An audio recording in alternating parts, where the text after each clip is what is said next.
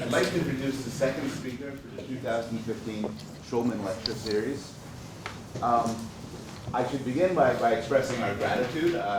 This speaker series is founded by the Franking Program in the Sciences and the Humanities, which was made possible by the generosity of Richard and Barbara Franke. The series is named after Robert Shulman, Sterling Professor Emeritus of Chemistry, Molecular Biophysics, and Biochemistry, and Senior Research Scientist in Diagnostic Radiology. And it is named in recognition of his role as a founding fellow of the Whitney and as an unwavering supporter of the integration of science and the humanities. I've also added this lecture series is held in conjunction with the seminar Habits of Mind, taught by me. I'm Paul Bloom. I'm Sciences. And Tamar Gendler, philosopher and Dean of Faculty of Arts and Sciences, who is Humanities. And together we represent the marriage of these great disciplines. So it's a lot of pressure for us. I'm delighted today to introduce Susan Goldin-Meadow. She is the Beardsley Ruml Distinguished Service Professor in the Department of Psychology at the University of Chicago. I'm going to go on to say some nice things about her, but first I want to qualify this by pointing out that through a discussion last night, she is not currently the most famous member of her family. That's right. That honor goes to some of you here know Beanie Meadow, who was a Yale cognitive science graduate, and she is now a third-year student in medical school at University of Chicago. And she has become famous for many reasons, but one is a series of YouTube videos that she has made dedicated to explaining the experiences of medical students, including one called I Don't Know, which is to the tune of Frozen's Let It Go, which is approaching 2 million hits. And Susan, I realize that, nothing we will ever do will reach that level of fame. I may start singing my talk for you. She has won, I'll just say she has numerous awards and honors. She's the president of the Cognitive Development Society. She is the founding editor of the journal Language, Learning, and Development. She is a fellow of the American Academy of Arts and Sciences, as well as an elected fellow of the American Association for the Advancement of Science. She has won the awards for her mentorship, for her teaching, and most recently she has won the William James Award, this was like this year, for lifetime achievement in basic research from the Association for Psychological Science. And I just want to, before I go, just read one of the words in the dedication of the award for her. Susan Goldin-Meadow's research examines deep, enduring, important issues about the nature of human thought and language. Her massive influence in the field stems both from her trailblazing research and from her lucid exposition of the implications of her research for human cognition. So, she graduated, she was an undergraduate at Smith College, where she spent a year in Geneva at the Piagetian Institute, and where she actually worked with the great developmental psychologist Jean Piaget, who wrote her reference letter for graduate. No, Inhelder wrote the letter. Oh, that's disappointing. Well,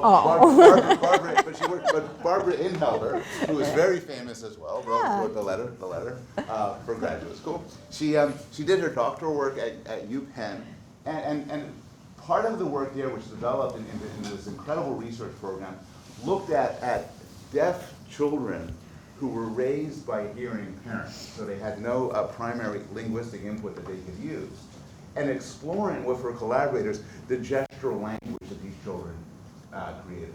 And it's this amazing research program because it provides a sort of an unusual inroad to the question of how much of language is the product of our sort of natures and how much of it's acquired through the environment. And this is a beautiful case study exploring the sort of, particularly looking at grammar and morphology, how much seems to be stemming from the child, him or herself.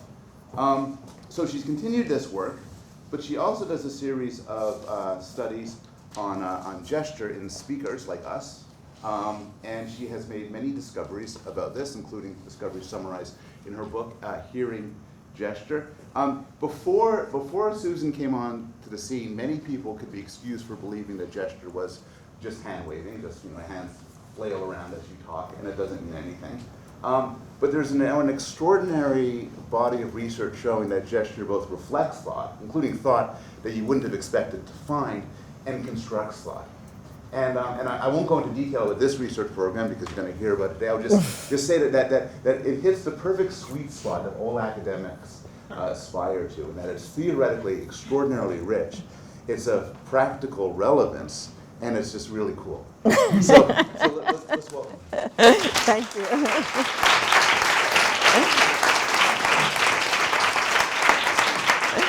Thank you so much, Paul. It's going to be a little tough to live up to that introduction, but I'll do my best. It is such a pleasure to be at Yale, in part because I just have this soft spot in my heart because of my daughter went to Yale and loved it. So you're getting a good education.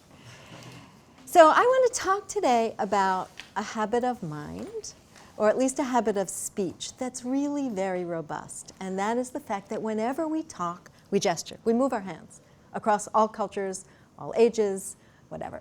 And I want to begin by just giving you an example, an illustration of what I'm talking about here. This is a man who was asked to reason about a moral dilemma. And his speech is a little airy-fairy, it's a little esoteric. But what he does is he moves his hands and he sort of grounds his ideas. He talks about two different ideas that come into competition. And when they do that, that's the moment of negotiation. Okay, so just watch him and listen to him.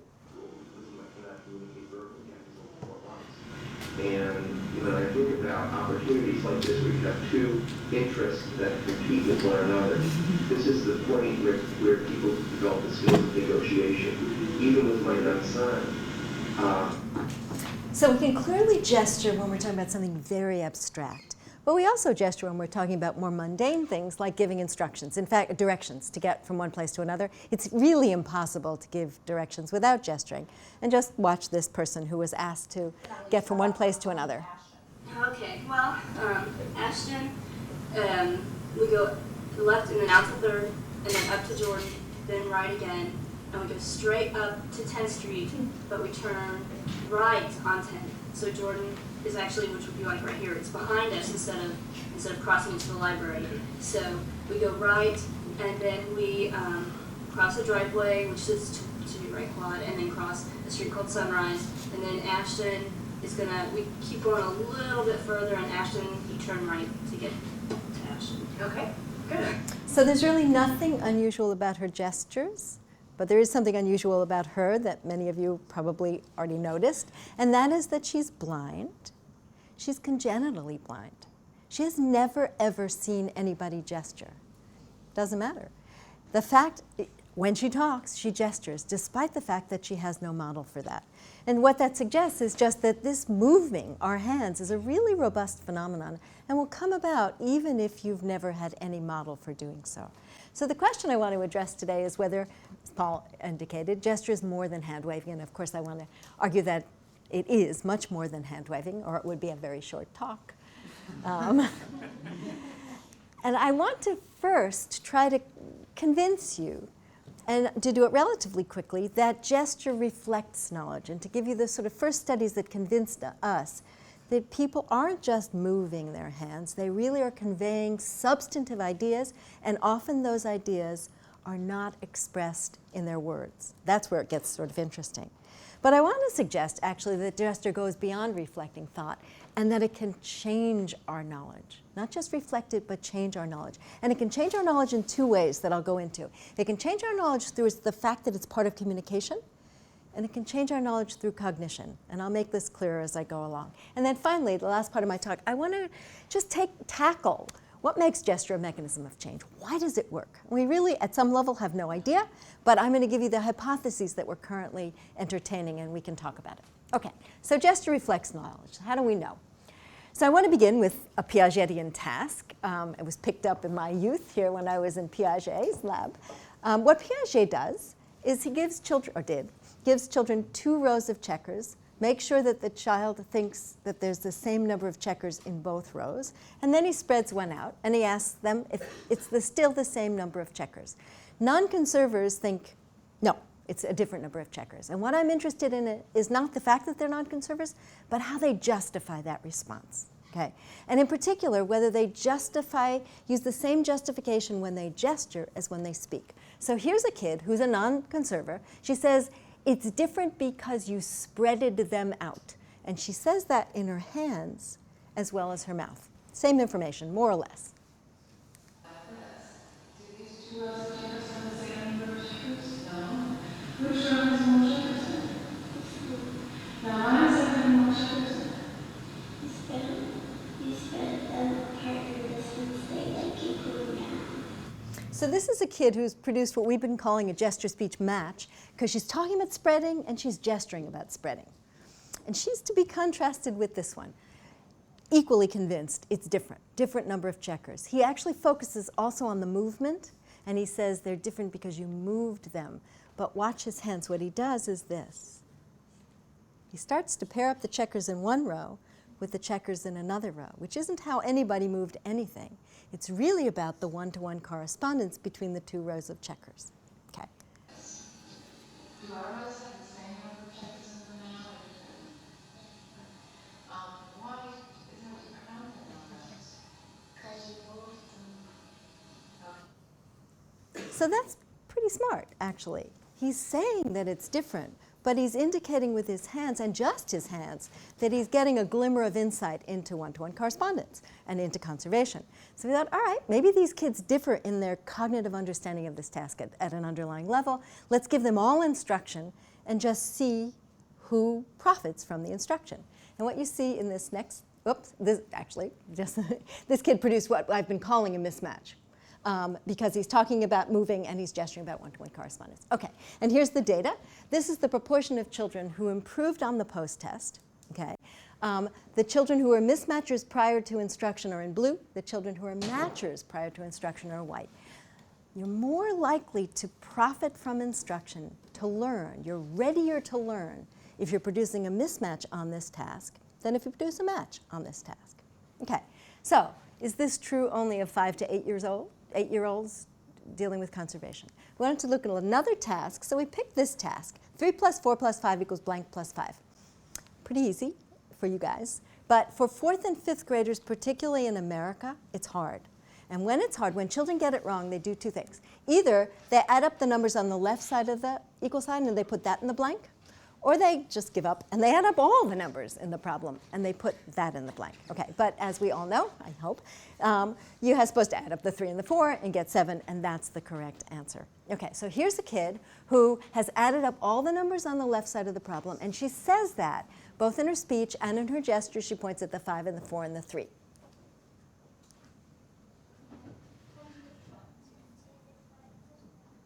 She points at the 5 and the 4 and the 3. She's produced a match in the sense that she's talking about adding up the numbers to the equal sign in both speech and gesture. Contrast her with this one who says exactly the same thing, but watch her hands. She points at the 5, 5, 4, and 3. So she points at the other 5 too. So she's doing add all in her gestures. See it? Yeah? Okay. So she has produced a mismatch in the sense she's talking about adding up to the equal sign, but gesturing about adding up all the numbers. So we did exactly the same thing, took these kids, none of whom knew how to solve the problem, gave them all instruction, looked to see who sort of caught on to the instruction. Those are the old data from conservation I just showed you. There's the math data. Kids who are mismatchers prior to instruction are more ready to learn, more likely to profit from that instruction than kids who are matchers. Okay, so this is an experimental situation. We engineered the instruction. We sort of had control over this. Does this happen in the wild? Well, we brought real teachers in to teach real kids to see what would happen. Teachers did whatever they wanted, and then after it was all over, we gave the kids a pretest and a posttest. After it was all over, we divided the children into 3 groups. Kids who never produced mismatches throughout the entire task. Kids who started to produce mismatches as they were interacting with the teacher, and kids who produced mismatches from the very beginning. Okay? And what you see here is the number of problems that were correct on the post-test. They were 0 at the pretest. If they never produced mismatches, they didn't get very far. If they produced them in the middle, they sort of did pretty well, and they did best if they had started by producing mismatches. So even in the real world, even in a real teaching situation, we find that that mismatch predicts learning. Okay, so what this suggests here is that gestures conveying substantive information. It's not just gesturing or not. They're all waving their hands. Everybody's gesturing. Turns out it's really hard to talk about conservation and math without gesturing. So they all gesture. It's the nature of the gestures, particularly in relation to the words that they're producing, that's really important here. And the other thing that's important is that the thoughts that they're expressing in gesture aren't always the same thoughts as they express in speech. So it's giving us another window onto the thoughts that onto how they're thinking about these problems. Okay, so it reflects thought, but does it change it, our thought? Does it change our minds? So I want to now walk through this and first consider the way gesture can change our mind through communication and then through cognition. So the idea here is kids gesture, and I've already shown you there's a lot of really rich information in those gestures that somebody who's talking to them could take advantage of. But do they? Teachers could pay attention to these gestures and adjust their instruction accordingly. And if they do that, one might hope that kids would learn. So that's the hypothesis that I want to entertain. And the reason that we thought this might be true is because of anecdotes of the following sort. Kid sees that problem, and he starts giving a pretty incoherent description. He just talks and talks and talks, and at the same time, he's holding up his fingers under the fours. He points simultaneously at the left four and the right four. And at some point, the teacher goes, oh, yeah, well, you can solve the problem by adding the 5 and the 3 and putting the sum in the blank. Kid never mentioned the 4s in his speech. The teacher never mentioned the 4s in her speech. It's like the white elephant in the room. But it's really important for the strategy that she gave. And from this moment on, the kid solved the problem correctly. So it looks like it was a teachable moment that the teacher recognized only from looking at the kid's hands. So fine, we have one example of this. Does it happen routinely? Does it happen ever again? So I'm now going to look and see whether teachers actually pay attention to the gestures that their students produce, and do they adjust their instruction accordingly. So to do that, I'm going to go back to the study that I just told you about, where we brought in real teachers to teach real kids. Okay? And what we looked at was their responses to children who mismatch throughout, mismatch in the middle, or never mismatch. And what we found first is that they actually do change their instruction. They didn't know these categories. These categories are all post hoc. But they changed their instruction. And in fact, what they did is they give more different kinds of correct strategies when they're talking to mismatchers, the blue and the red, than to matchers. You know, this is sort of good. If you're teaching a math problem and you're giving one strategy, maybe it's better to actually give 2 strategies, because if the kid can't get one, he could get another. So multiple strategies might be a really good training regime for teaching this problem. And the mismatchers are getting this good instruction. Here's something they do that's a little more less intuitive here. They produce more of their own mismatches when talking to mismatching kids, to both in the middle or at the end mismatches, or throughout mismatches. Now, they're not actually copying the kids, because the teachers don't, happily, produce incorrect responses, and they don't produce incorrect gestures. That's good. But they produce 2 correct responses, one in speech and a different one in gesture. I'll illustrate that in a minute. But it's interesting that we find more mismatches to the mismatchers than to the kids, than to the matchers. And as I showed you before, mismatchers learn. Of course, but we don't really know why from this study, because the mismatching kids could be learning because they're just ready to learn, or the mismatching kids could be learning because the teachers are giving them just the right input.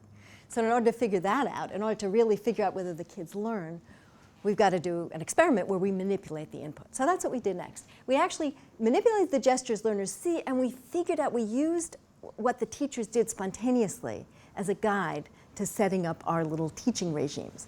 So we had 3 groups: kids who got no gesture, kids who got matching gesture, and kids who got mismatching gesture. Okay, and you got one or the other. We also gave the kids first just one strategy in speech. So they would get this equalizer strategy. I'll illustrate it in a minute.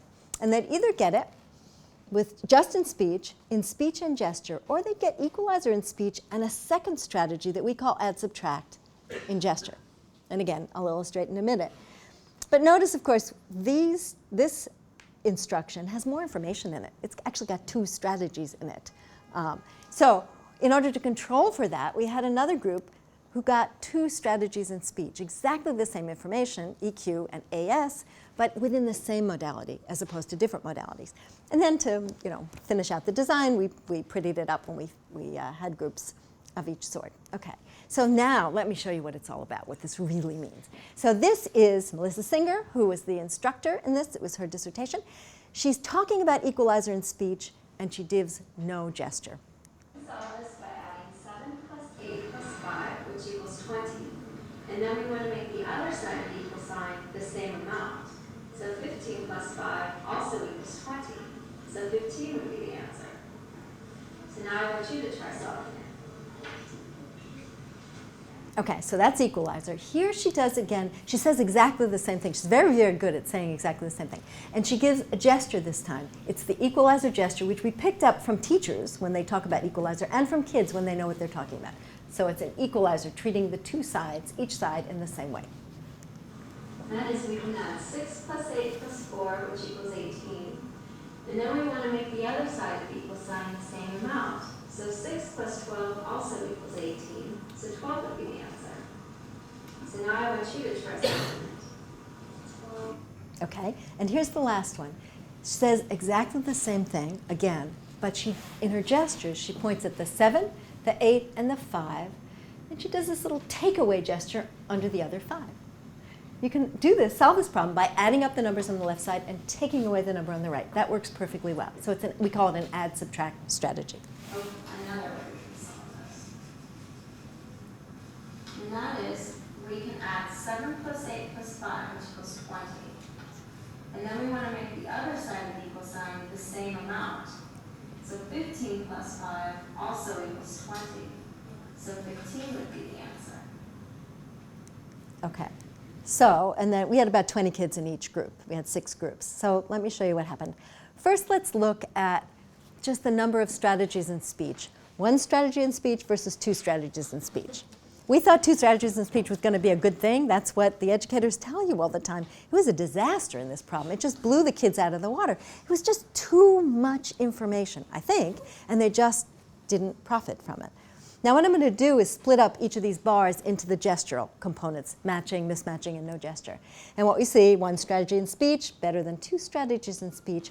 But there's a really interesting pattern here, and what I said before isn't totally accurate. 2 strategies is terrible when they're both in speech. But 2 strategies is just fine if one's in gesture and one's in speech. Because that's this big red bar is. It's a mismatch, these mismatching responses, 1 strategy in speech and 1 strategy in gesture. And that turned out to be the most effective instruction. This was actually a surprise. We did not expect that something we have different information. It's complementary. It's information that can be integrated, but it truly is different, and that's really effective instruction. Okay, so I've been arguing that gesture's terrific for learning. It's really good. But it's not quite the argument I want to make. What I really want to argue is that gesture's powerful. It can be used for good, as in the examples that I just illustrated, or it can be used for evil, as in the example that I'm about to show you. The problem is 7 plus 6 plus 5 equals blank plus 5. The child puts 18 in the blank, and the teacher says, you added up these 3 numbers to get your answer. And she points at the 7, the 6, the 5, and then the other 5. She actually is doing an add-all strategy. She then goes on and gives a pretty incoherent explanation, I have to admit. And while she's doing that, the kid puts 23 in the blank. If you add up all those numbers, you get 23. Let me show you this example. Okay. Is that what you're making here? 18. So she writes in 18. Okay. 7, 6, 5, and then the other 5. So she's pointed at all 4 numbers, and now she's a little incoherent. We think there's like 5 here, right, Lucy? So if we put 13, then we have to add 13 plus 5. That's more than this. Do we? Because we have to I mean, I don't blame him for paying attention to her gestures, actually.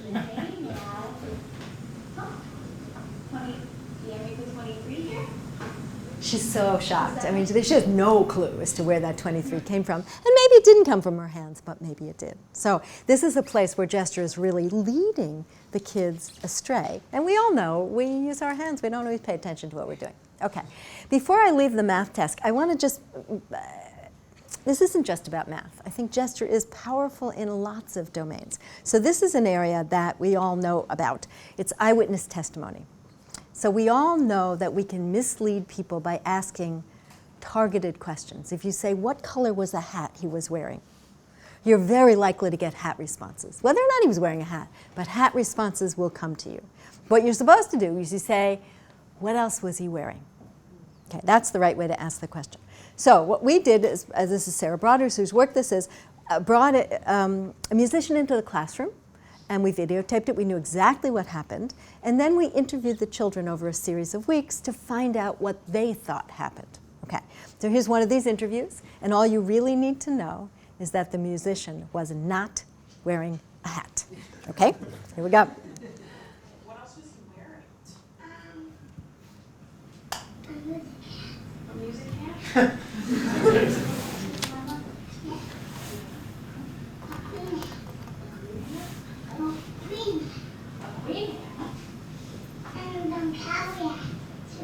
So there are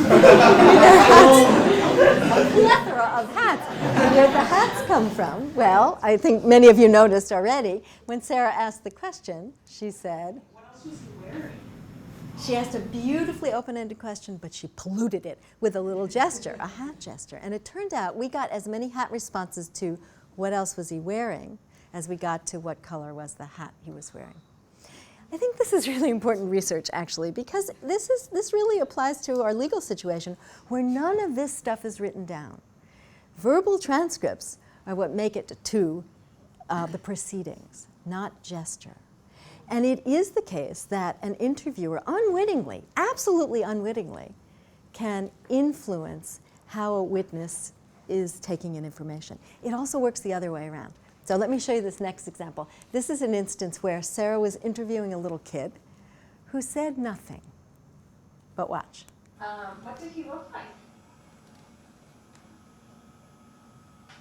Did he have glasses? So imagine that in a transcript. Here it sounds like the interviewer influenced the kid and brought in the glasses, when in fact it wasn't true. The information really, and therefore it would have been eliminated. You would say, oh, no, no, no, you contaminated the kid. But in fact, the kid introduced the glasses, and the interviewer just picked up on it. So I actually think for moments when new information is being introduced into a trial or into a testimony, it's important to check who did the introducing and whether it might have been introduced in gesture by the other person. So, okay. So gesture can influence us through communication. How about through cognition? So my hypothesis before was that kids gesture, teachers pay attention, kids change their minds. This hypothesis is pretty simple. Kids gesture and adults gesture. I don't think this is just about kids. Kids change their minds. Just by virtue of the fact that you're gesturing. It's not just reflecting your mind, it's changing your mind. That's a harder argument to convince you of, so let me see if I can do it. So in order to do this, we have to, again, manipulate the gesture that learners do. Not what they see, but what they do. So what we did is first, we taught one group of kids to say this, I want to make one side equal to the other side, this equalizer strategy, which is sort of the underlying principle for solving this problem. Okay. And they're told to say these words before and after solving each problem. This group, no gesture at all. I'll take one side equal to the other side. Okay. Then we taught another group of kids to say exactly the same thing, but they were told to move their hands in a particular way. They were told to do what we call a grouping strategy, to put a V under the 3 and the 2, and then to point at the blank, because that's how you solve the problem. You group the numbers that are unique, and you point at the blank. So first of all, can you say the words and do the hand movements exactly like we practiced? I want to make one side equal to the other side. Okay. And to control for movement, because those two groups differ in movement, whether they're moving or not, we had a third group that we called the partially correct group. And what we did is we told them to point at the wrong 2 numbers. Okay? Now this should be a total disaster if all that gesture does is direct your attention to something. But if gesture is actually doing something a little more, it might not be such a disaster, because what this gesture does is it tells you about grouping, adding these 2 things, and it tells you there are 2 sides of the problem. So we called it partially correct to see how bad it would be to have your eyes directed to the wrong numbers of the problem. Okay, and this kid then? I want to make one side equal to the other side. Okay. And then we gave them all instruction just to give you some idea. I mean, we were not light on instruction. We told them how to do it, and we told them how to solve it. We didn't gesture, we didn't mention grouping, but everybody got all the same instruction. Okay. And the 3 groups are correct gesture, partially correct, no gesture. And this is what happened. So what we have here is the mean number of problems correct on the post-test. They were all 0 on the pre-test. Kids who had correct gesture, produced correct gesture, were better than kids who produced partially correct gesture than kids who got no gesture. So this is really an important result. It isn't actually what I predicted. I did predict that they would be a total disaster. And we revised our view that it's partially correct in looking at what the kids did. They clearly were getting information out of the gestures that they were producing about what grouping is, not just about which numbers were important, okay? And we got, so our idea here is that the kids were extracting movement, meaning from their own gestures. And the reason we thought that was true is that nobody produced grouping to start in speech. But after the whole thing was over, the kids who had been taught to do this started to talk about grouping. So here's an example. And I've listed here what the kid is saying. It's a little hard to hear. 6 and there's 6. Since there's 2 6, I know so I should use this one, so I add 6. So this is a kid who all he did was do this to begin with, and he gets it. And this kid really understands it. He knows there's equal atoms, and you're supposed to grab the equals, and he really, really understands this problem, presumably all from having made this grouping gesture. Because remember that during the lesson, the experimenter never ever produced grouping in either speech or gesture. The kids only produced it in gesture. And so we think that grouping really came from the kids' own gestures. We're really changing their minds by making them make these movements, which initially are rote. They have no idea what they're doing. And we can talk about that in the end if you like. Okay, so we've told kids how to move their hands, and that can make them change their minds. In something, we've done another series of studies, which I don't have time to talk about, which are really interesting from the point of view of scaling up. If I'm a teacher and I have to figure out which gestures I want to teach my kid for each math problem, it starts to get a little overwhelming. So what we did is we took kids, brought them in, and we just said, next time you solve this problem, just move your hands, gesture. And they gestured. And it turns out they produced a lot of mismatches. And then we gave them all instruction. And the kids who he had created, sort of these man-made mismatchers, turned out to be ready to learn. So just by telling the kids to move their hands, they started producing all of these new ideas in gesture, and that made them ripe for learning. That could really scale up. Because it may just be really effective to say, okay, explain this. When you explain it, just move your hands when you're doing it. And by virtue of doing that, that makes you open to instruction. That's pretty easy. You've always got your hands with you. Okay, so now let's talk a little bit about what makes gesture a mechanism of change. As I said, I don't really have an answer, but I got a bunch of hypotheses that I want to tell you about. Okay, so the first idea is that gesture activates action information here. Okay, and to do this, I want to go back to the Tower of Hanoi, which I suspect many of you know. It's a logical puzzle. You're supposed to take these disks which are on one peg and move them to another peg. You can only move one disk at a time, and you can't put a big one on top of a little one. This study that we're building off on was done by Cook and Tannenhouse. And it's really nice evidence that gesture is growing out of action. So what they did was they gave people a Tower of Hanoi, a real tower, and they had them do the movements, actually move the disks, and then talk about it. Or they had another group of people who just performed the Tower of Hanoi on a computer. And when you do it on a computer, you can slide the little disk over. It doesn't have to go over the peg. But if you're moving the disks, your disk has to go up and over, right? So that's what they literally did. Then those people were told to talk. Just say what they did. Explain it to somebody else. And interestingly, the people who did the task with the real objects made their gestures go up and over higher than the gestures of the people who did the computer task. Now, the gestures of the computer task weren't straight because there is sort of a sense of moving them up and over, but these are significantly higher than those guys. Okay. They also had somebody listen to these people. And the listeners were then instructed to go off and do the task on a computer. And on the computer, you could just slide them over. Okay. And so this is what happened. These are the people who gestured. These are the people who saw those gestures. And here, remember, they could all be flat. It could be absolutely flat. But the ones who saw the gestures that went up and over were more likely to move their little mices, whatever, their computer mouse up and over than the other guys. So these gestures, over here are growing out of action, and those actions are affecting a listener. Now what I want to convince you of is that those actions, action gestures, not only affect the listener, but they affect the speaker. That in producing a gesture, I can be changing my own mind.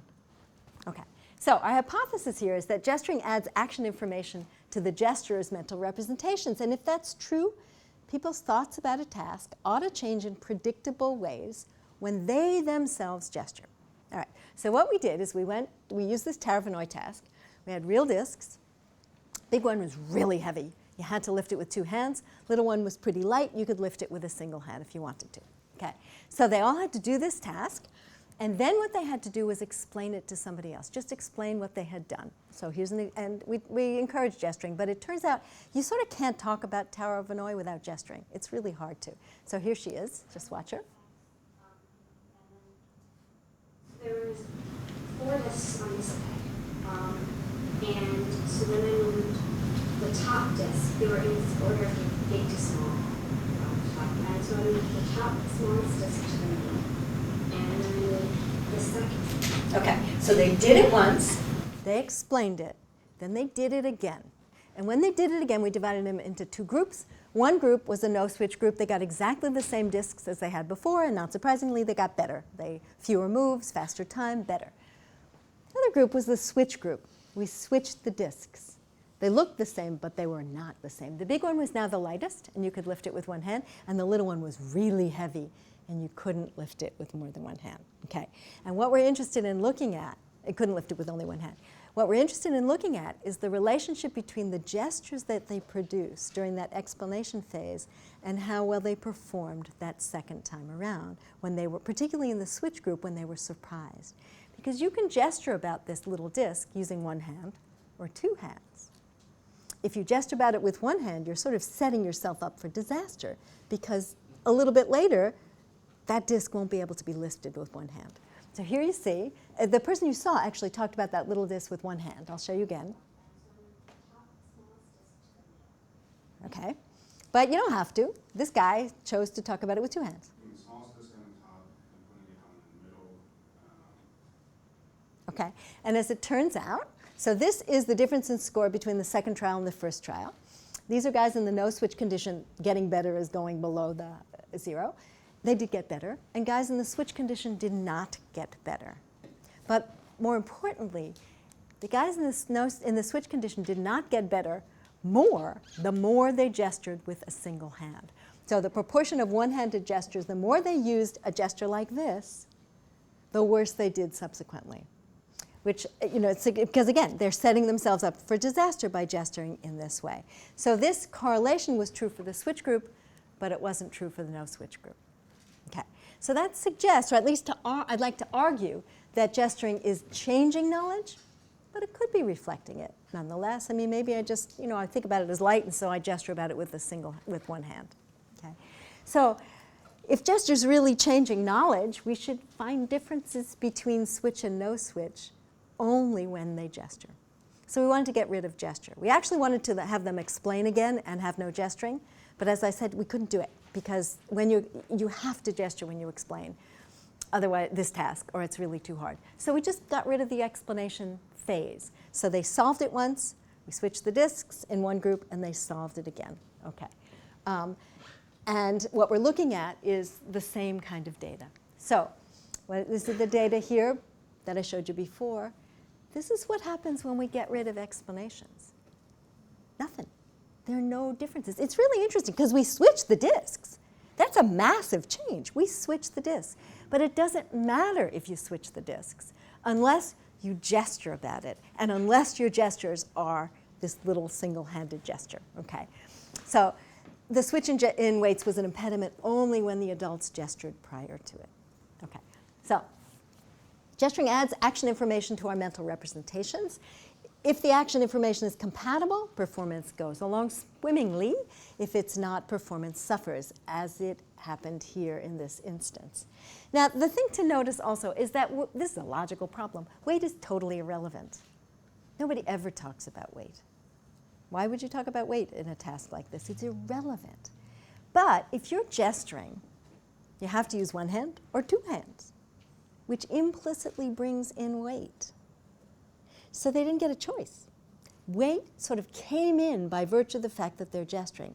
And once it was in, it influenced how they thought about this task. Okay. One other last thing I want to say. They also moved these discs, right? They solved it first, then they explained it. So what about the moving? Did that make a difference? So we didn't want to look just at the original move. We did the task again. We had one group do it, explain it and gesture, and do it again. And another group did it and just did it again, and then did it a final time with the switch. And we made sure that the gesturing group and the acting group moved the object, that little disc, with one hand an equal amount of time. Either they literally moved it or they gestured about it an equal amount of time. Okay. So we replicated our effect in the gesture condition, and in the action condition, nothing. This isn't about embodiment. I mean, or if it is, it's much more subtle than just using the body or not, because the body's involved in both. I think it's when gesture represents. It has to be when the body is representing information that it is most powerful in changing our minds. Okay. So, to summarize, gesturing with one hand changes the speaker's mental representations, and that makes solving the Tower of Hanoi problem more difficult after the weights have been changed. And the other point to take home is that gesturing can be more effective than action in changing mental representations. So, gesture activates action information. But gesture, I would like to argue, as I've sort of just begun to argue, is a special kind of action. Okay? So, gesture grows out of action. Oops.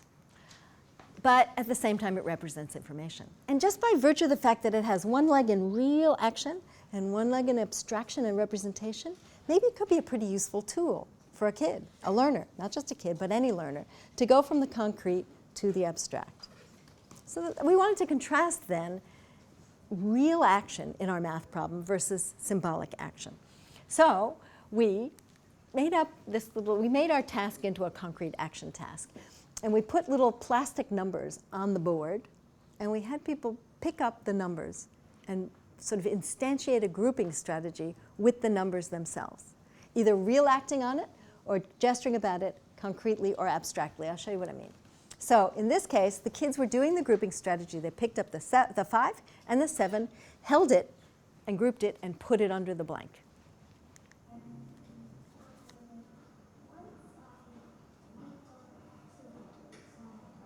Okay. Concrete gesture did exactly the same thing. They just didn't move the numbers. Okay, they just gestured.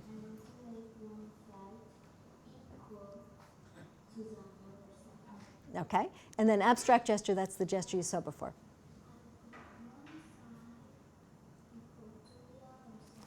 So as in our previous studies when we manipulated gesture, they had to do it before and after they solved each problem. And then we gave them a post-test, and we varied the types of problems they got on the post-test. So either they got problems that were very similar to the ones on which they were trained. So for example, if you got 5 plus 2 plus 8 equals blank plus 8, on which you were trained, you got problems where the blank was in exactly the same spot. You can solve those pretty easily by just adding the first 2 addends. You don't even have to understand much. Just add the first 2 addends. But the near transfer problems were a little different. We moved the blank around. We put it in a different spot. So if you're just mindlessly adding the first 2 numbers, you're going to get it wrong. You have to figure out which 2 numbers to do. So this is a little bit harder. And far transfer, we got rid of the equal addends entirely. And you really need to understand equivalence here. You need to understand that there's an equation in order to solve this correctly. OK, so let me first show you what they did on the trained problems. This is the proportion of kids who succeeded on all the trained problems. And there were no differences across the groups, actually. They were pretty much the same, action, concrete gesture, and abstract gesture. So this action, which is a little weird, admittedly, picking up numbers and moving, works pretty well to learn how to solve problems of this type. But now looking at near transfer problems, it turns out this is where it gets interesting because action drops off. But gesture is just fine. So something about, and the movements are identical, right? Literally identical for the concrete gesture. The only difference is that you're doing it in the air above it, more symbolically, more representationally. And that works really well to transfer to the near transfer problems. But the action doesn't. And if we look now at far transfer, there's some evidence even that the abstract is even better. Okay. So what this is suggesting is that action can help kids learn the problems on which they were taught. It's really good for learning. It's not like it's a bad teaching device, which is good, because there's a lot of manipulatives that are used in math classes. I mean, that's what manipulatives are. They're little numbers and rods that you put there. It's not so bad for learning that, but it's not so great for extending that learning to something else that might be relevant. And transfer of knowledge is really what we're about when we're trying to teach people. Okay. All right. Last point. Gesture, well, actually, I have two more points. Gesture is in a different modality from speech. So when we gesture, we use our hands and we use our mouths. Okay? And maybe it's the fact that we have two different modalities that's really important here, that it's really crucial that just hand and mouth are working together. But there's another possibility. And that possibility is that there's a second representational format that gesture offers. Because language, or speech, is very categorical and discrete. Okay? It's language. Gesture, on the other hand, is much more mimetic and much more pictorial, imagistic. It's conveying information in a really different way. Maybe that's what's important. And all you really need to do is have a discrete representational system along with a more mimetic one. Cool. Okay, you can't ask that in hearing people, because all we do is we produce language with our mouths and gesture with our hands. But you can ask it about signers, because signers gesture. People who use American Sign Language, French Sign Language, any sign language, they also gesture, as Karen Emery showed many years ago. And it turns out their gestures are also mimetic, analog, whereas their signs are very categorical and discrete. So now we have the perfect opportunity. This is all in one modality, but they're two different representational formats. So we can ask now whether signers produce a gesture-sign mismatch, and what does that look like? And if they do produce a gesture-sign mismatch, do those mismatches predict readiness to learn? Are they like hearing people? And if it's all about hand and mouth, it shouldn't work, right? Because for the signers, it's not about hand and mouth. But if it's about two different representational formats, it should work great. Okay, that's where we're going. All right, so here is a deaf kid, ASL signer. She says she doesn't know how to solve the problem, and she says in sign that you add all. Okay, so she's adding, and she does that in gesture too. She basically does a line underneath all four numbers, and then she just bonk, bonk, bonk, bonk, bonk. Okay.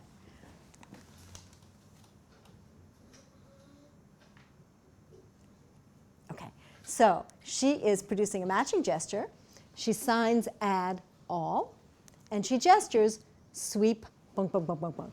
So she has a matching gesture. Okay, cool. So the proportion of problems on which these deaf children gestured, 80%. A lot of them, who knows? We went back to the hearing kids to figure out whether this is reasonable, and it turns out it's about the same. About, hearing kids about 73%. All right, but now the crucial question, can we find mismatches? Well, we can. So here's an example of a mismatch. So what this kid does is she says in sign, she does add, and she punks it into the blank. So add up to the equal sign and put the answer in the blank. But while she's doing that, she puts her gesturing hand over the 7, that equal add-in, which is sort of a takeaway. So this is add and subtract. But that gesture, it's not in sign, it's really a gesture. So here we go.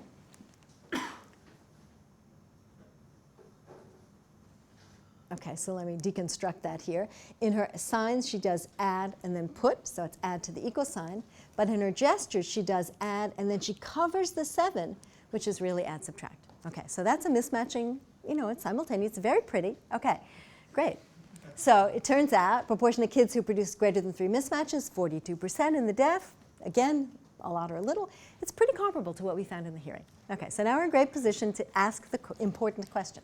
So the way I'm going to ask this question, here what I've done is I've laid out the kids as a function of how many mismatches they produce prior to instruction.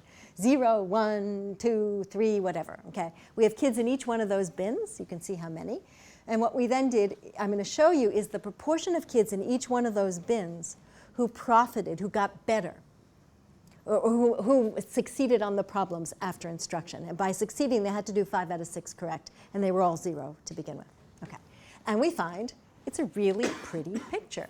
So if you produce 0 mismatches prior to instruction, you are very unlikely to profit from that instruction. On the other hand, if you produce 6 mismatches, you're very likely to profit from instruction. So mismatch here is predicting learning for the deaf kids, just like it did for the hearing kids. And put in the same format as I showed you earlier, the deaf kid data look pretty much identical. Okay, so what this suggests here is that gesture-speech mismatch predicts learning just as well as gesture-sign mismatch predicts learning just as well as gesture-speech mismatch does, which suggests this isn't about juxtaposing hand and mouth. It's really about juxtaposing 2 representational formats. Okay, so I want to add one more thing because we put these data together recently, and I started really putting them together on the plane. But it's a really interesting point, so I just want to get it out there here. What's interesting about gesture is that, or one of the things, is that it can be produced simultaneously with speech. Is that really important? So in the previous work that I showed you, we had a teacher producing gesture and speech at the same time. One strategy in gesture, a different strategy in speech simultaneously. And we contrasted that with that same teacher producing the same one strategy in speech and another strategy in speech. Of course, it's sequential. It has to be sequential because you can't put speech on top of each other. Okay. But we could spread gesture and speech out. And that would at least give us some leverage to figure out whether what's important is the gesture or the simultaneity. So we contrasted gesture with speech to gesture then speech to speech then speech. So let me show you. This is the speech with gesture. So we can solve this problem by adding 7 plus 8 plus 5, which equals 20. And then we want to make the other side of the equal sign the same amount. 15 plus 5 also equals 20. So 15 is the answer. Okay, so you basically saw that before. That's what we've used in the past. All right, here it is with speech then gesture. That sort of sounds like it's going to be weird, but I don't think it is, actually. So we can solve this problem by adding 7 plus 8 plus 5, which equals 20. And then we want to make the other side of the equal sign the same amount. 15 plus 5 also equals 20. Okay? So watch my hands.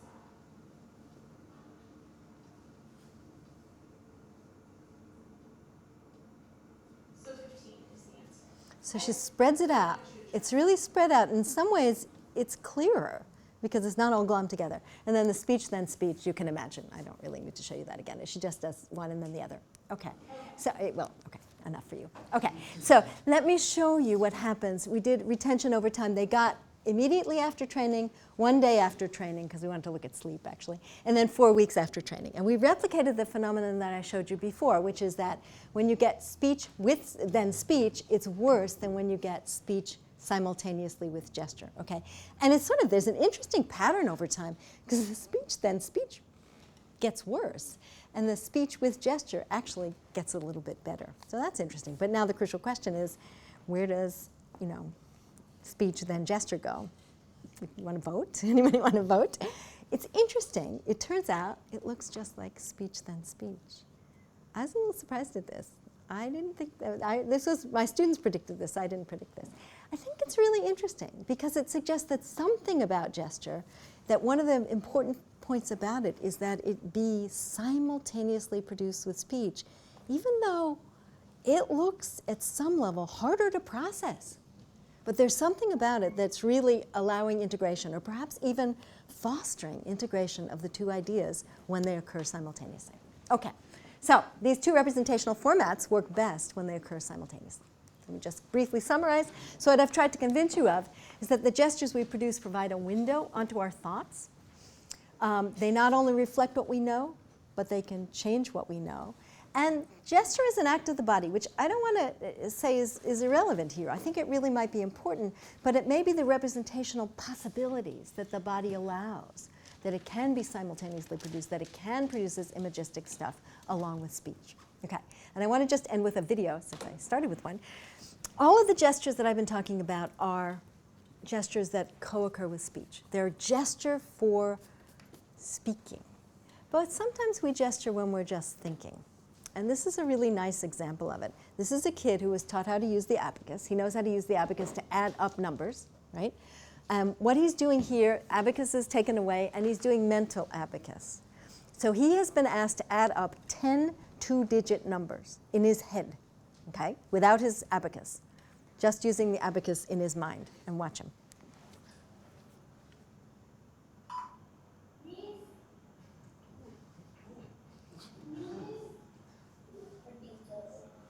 And he's right.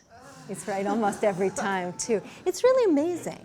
You know, he's doing these movements. We think he's doing the movements that he did for the abacus. And the question that we're trying to figure out now is, are these gestures for thinking, do they work in the same way as gestures for speaking? Okay. So let me just end by thanking all my collaborators, my funders, and thanking you for listening.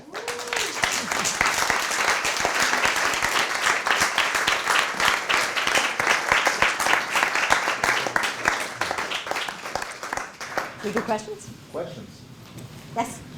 So I was wondering whether these sorts of concepts also work when you're listening to somebody as opposed to like performing yourself. Right. Well, some of the things we did, the communication things, definitely work. And this last thing that I just showed you, where the gesture and speech is simultaneous, that was about the teacher did them and the kid, the learner, was seeing it. Sure. So that's not what you mean. The learner is gesturing while the teacher is speaking. Okay. So, well, we sort of flip it. It depends on who's listening. It is definitely the case that sometimes as we listen, we mimic the gestures of our speaker. And we did find that in one study where when the teacher gestured, the child gestured too. And the kids who gestured were more likely to learn than the kids who didn't gesture. But there it's totally confounded because you don't know whether they started gesturing because they were ready to learn and they wanted to be good gesturers, or you know, whether the gesturing helped them. You can't tell. So that's why we've moved to manipulating it.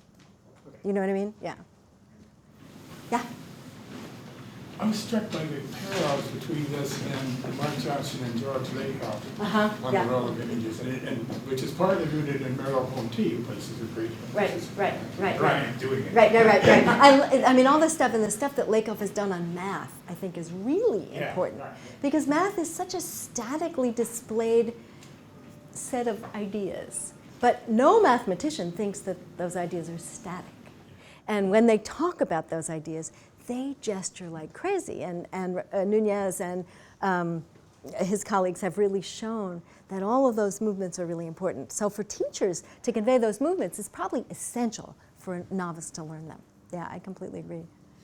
Yep? I was going to say, it seems clear that there are people who can't gesture for one reason or another. How much of a cognitive disadvantage are they at?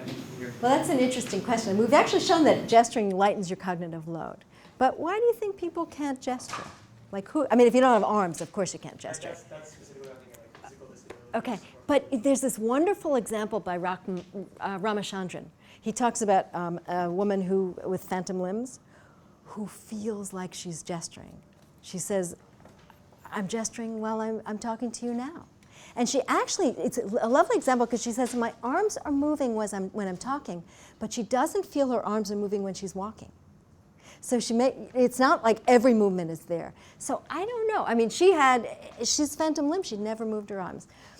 But, you know, if people can't gesture, I don't want to argue that you can't learn without moving your arms. I think that's not a good position for me to be taking. But I would argue that it facilitates, that it really does facilitate learning. Yeah. Peter, Paul? So my question was similar, which is, to some extent, you could do it through mental imagery. Yeah, like right. And I'm wondering whether your findings are replicated. Imagine I had a Tower of Hanoi problem, but I'm told they're very heavy, and I have to use both hands. So imagine that. Yeah. Then you shift me to one-handed. Would you get the same effects? Right. I don't know. I've never had the guts to tell people to imagine gesturing, in part because we sort of don't really know what we're doing when we gesture. You know, so it would be a little risky as a study, but really interesting. So maybe, you know, when I'm feeling risky, I'll try it. I think it's a good question. Yeah? So if gestures can make certain thoughts more salient and make you think like that, can they also make certain emotions more salient? Okay. Yeah, I have a postdoc right now who's really interested in that kind of question. She's looking at the face. You know, because gesture has always been associated with emotion and with affect and with my stance and my attitude. And it hasn't been since David McNeil and Adam Kendon that we started thinking about the ideas that were conveyed. So this is sort of a different approach to gesture, and we have ignored all of these other things. We really have. And I think it's time now to come back and think about the emotion. So hopefully with this postdoc, we'll be able to think about whether it play. I would think yes, but I don't know. I really don't know. It's a good question. Yeah. So how do you see gesture as being part of our language? Mm-hmm. Do you see it as being like its own lexicon? Do you see it, I mean, how Where does it fit? separate are they? Where Yeah. does it fit? I don't think of it as being a lexicon. I mean, we do have lexical items in gesture. We've got, thumbs up and this and all of the things that are emblems. Those really are lexical items in the sense that I can do this and you know what I mean. These smushy gestures, nobody knows what you're talking about unless they're accompanied by speech. So gesture is really dependent upon speech for its understanding. And it's different from language. I mean, no, it doesn't fit into any of the linguistic hierarchies or rules because it's this imagistic stuff. I think that it also has, it sort of has meaning at different levels of analysis. It's not at the lexical level, it's more at the propositional level. So I think it's a system that just works along with speech, or language, sign as well, but it's not the same system. So, and it doesn't obey linguistic rules per se. On the other hand, it's important for communication and thinking, so, yeah. The subtext here to me is that gesturing is universal. Yes, and yet, most of us have been brought up to believe this ethnic group couldn't talk with right. Yeah. And this group doesn't use their hands at all. Right. So, what do I say about that? Yeah, where does that play a role? Yeah, it's a really good question. It really is. It turns out, though, that those beliefs that we have may not be totally correct.